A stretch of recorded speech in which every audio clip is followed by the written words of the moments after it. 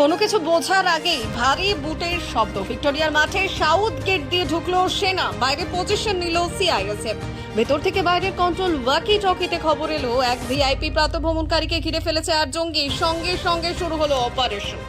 সকাল 9:30 থেকে 10টা, 1 ঘন্টার রুদ্ধশ্বাস অপারেশন। তারপর নিউট্রালাইজ করা হলো সব জঙ্গিকে।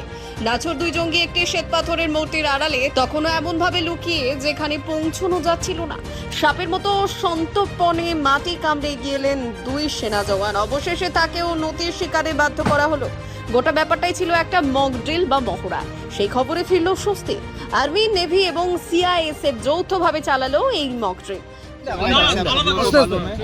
During C vigil exercise tactical के कुछ लोग विक्टोरिया मेमोरियल में आ गए थे। उन्होंने वीआईपी को होस्टेज किया था।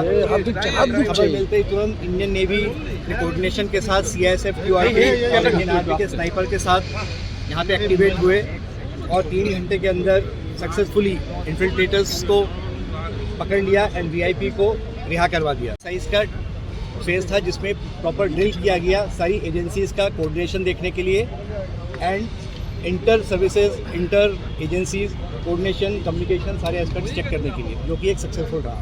Thank you Sir, your name and designation kindly. Sir please sir. Bureau report, উত্তরের প্রহরী।